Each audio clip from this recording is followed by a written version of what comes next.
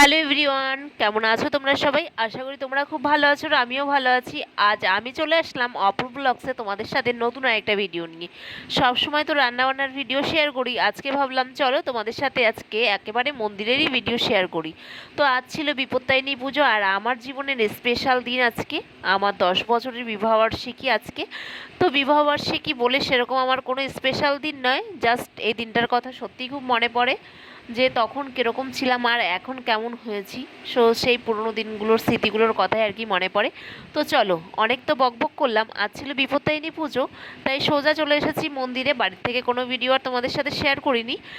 তো এখানে এসে 13 রকমের ফল, মিষ্টি, ধূপকাঠি যা যা লাগে আর কি পুজো দেওয়ার জন্য, তো আমি আর যা দুজনে মিলেই চলে এসেছি।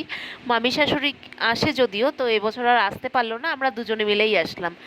এত দূর তো বেশ দুজন তিনজন থাকলে কি হয়, গল্প করতে করতে সময়টা বেশ ভালোভাবেই কেটে যায়। তো এখানে দেখো গল্প করতে করতে পৌঁছে গেলাম বিপত্তারিণী মন্দিরে। যদিও আমরা এসেছি অনেকটা বেলাতে, কিন্তু তাও প্রচণ্ড পরিমাণে ভিড় ছিল। আর আজকের দিনে চারিদিকে হচ্ছে পুরোহিত বসে থাকে, একটা করে ফটো ঝোলানো থাকে, সেখানেই হচ্ছে গিয়ে পুজো দেওয়া হয়। আজকে আর মন্দিরের ওপরে গিয়ে পুজো দেওয়ার কোনো সিস্টেম নেই। বেশ এই সিস্টেমটাও কিন্তু খুব সুন্দর, বেশি গ্যাঞ্জাম হয় না, বেশি ঝুটঝামেলাও হয় না। তো এখানে দেখতেই পাচ্ছ মায়ের মূর্তিগুলো। তো এরকমভাবেই হচ্ছে গিয়ে পুজো দেওয়া হয়। তারপরে পুজো দেওয়া কমপ্লিট হয়ে গেছে, এখন চলে গেছি সোজা ব্রতকথা যেখানে বলছে সেখানে। ব্রতকথা শুনে তারপরে যাব ওপরে মন্দিরে ঘুরতে, কারণ আজকে মায়ের ফটো তোলা একদমই নিষেধ, কাউকেই তুলতে দিচ্ছে না, কারণ সব জায়গাতেই পুলিশ হচ্ছে ঘেরাও। যদি বলে ফোন বের করে ফটো তোলা হচ্ছে, তাহলেই বলে ফোন নিয়ে নেবো।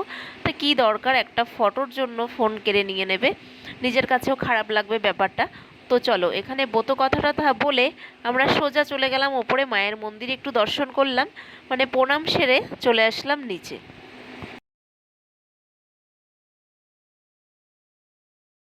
এখন আমরা প্রণাম সেরে বেরিয়ে গেলাম বাড়ি যাওয়ার উদ্দেশ্যে। চলো বাড়িতে যাই, বাড়িতে গিয়ে আবার তোমাদের সাথে দেখা হচ্ছে, কি কি হচ্ছে না হচ্ছে সবটাই তোমাদের সাথে শেয়ার করব আজকে। তো ভিডিওটা যদিও আমি বিপত্তারিণী পুজোর দিন করেছিলাম, ছাড়তে একটু লেট হয়েছে, তোমরা একটু মানিয়ে গুছিয়ে নিও। হ্যালো এভরিওয়ান, সবাই কেমন আছো? আশা করি তোমরা সবাই খুব ভালো আছো আর আমিও ভালো আছি। আর আজকে হচ্ছে আমার সেই স্পেশাল দিন, 10টা বছর হচ্ছে কাটিয়ে ফেললাম, 10 বছর কমপ্লিট করে 11তে পা দিলাম। তো তোমাদের অনেক অনেক ভালোবাসা পেয়েছি, সবাইকে থ্যাংক ইউ বলে ছোটো করবো না, সবাইকে অনেক অনেক ভালোবাসা যে তোমরা আমাকে এতটা ভালোবাসা দিয়েছো সকাল দিয়ে। আমি তোমাদের সাথে এটা এটুকু যে কথা বলবো, সেই কথা বলার সময়টাও পাইনি, কারণ কালকেই হচ্ছে আমাদের বাড়ি ঠাকুরের অনুষ্ঠান। তো সমস্ত কাজ বাজ ঘর দুয়ার পরিষ্কার পরিচ্ছন্ন করে তারপরে গেছিলাম পুজো দিতে। তো পুজো টুজো দিয়ে সবেমাত্র বাড়িতে এলাম, এসে একটু জল খেয়েছি, ভাবলাম চলো তোমাদের সাথে একটুখানি হচ্ছে গিয়ে কথা বলে নিই, যাতে আমারও ভালো লাগবে তোমাদেরও ভালো লাগবে। তো চলো আজকের দিনটা কেমন কাটছে সেটাও তোমাদের সাথে অবশ্যই শেয়ার করব, কারণ আমার স্পেশাল বলে কখনোই কোনো জিনিস মানে আমি পালন করিনি আর কি। তো জানি না এই বছরটা আমার সাথে কি হবে, তো সেটা যা হবে সেটা তোমরা দেখতেই পাবে। তো চলো এখনকার মতন বাই বাই, আবার রাতের জন্য এখন রান্না বান্না হচ্ছে, কারণ আলু ভাজা হয়ে গেছে, রুটি হচ্ছে, কারণ গরম গরম করবো আর সবাইকে দিয়ে দেবো, নিরামিষ তো ওই জন্য ভাবলাম গরম গরম করি আর সবাইকে হচ্ছে খেতে দিয়ে দিই। আমি এদিকে রুটি করছি, যা ওইদিকে সবাইকে খেতে দিয়ে দিচ্ছে। খাওয়া দাওয়ার পরে এরকম একটা সুন্দর মুহূর্ত, সত্যি বলতে আমার এটা মানে কি বলবো, চিন্তাধারার বাইরেই ছিল। আমি কখনো ভাবিনি যে এরকম মানে কি বলবো, আজকের মুহূর্তটা এরকমভাবে পালন করব। তো যেহেতু দাদারা অফিসে, বরের অফিসে দাদারা হচ্ছে গিয়ে সেলিব্রেট করেছিল, তো একটা ফুলের তোড়া দিয়েছে আর আমার জন্য একটা গিফট পাঠিয়েছে।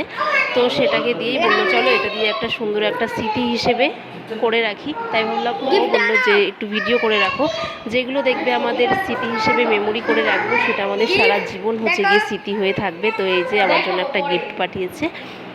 তো এখন হচ্ছে গিয়ে দেওয়ারকে দিয়ে একটা কেক আনালো, বললো আমি তো কখনোই কেক কাটিনি, এটা আমি কি বলবো, আমার হচ্ছে গিয়ে ভাবনার বাইরে, সেটা আমি আগেও বলেছি এখনও বলছি, আমার স্পেশাল দিন বলে কখনোই কিছু আমি সেলিব্রেট করিনি। তো এটাই আমার ফার্স্ট টাইম আমি কেক কাটিং করছি। সত্যি মানে কি বলবো, আনন্দেতে হয়তো মানে মনে হয় এই 26 বছর এই প্রথম আমি হচ্ছে গিয়ে কেক কাটছি। তো সেই জন্য আমি প্রথমে বলেছিলাম আমার স্পেশাল দিন বলে কখনোই কিছু সেলিব্রেট করিনি।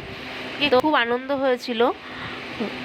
তো সত্যি সব সময় যেন এরকম হাসি খুশি থাকতে পারি আমার মানে প্রিয়জনের সাথে, তো পরিবারের সবার সাথে, তো এটাই সব সময় কামনা করি যাতে সবাইকে নিয়ে এরকমভাবে হাসি খুশি থাকতে পারি।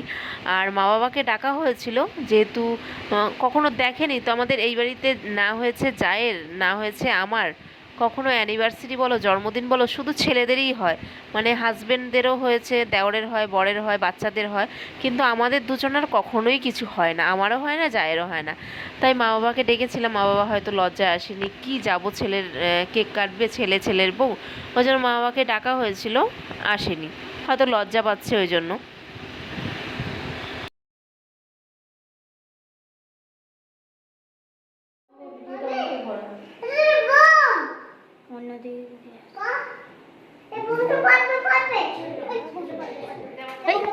লাইট অফ করিস না, দেখো লাইট অফ করে দিল।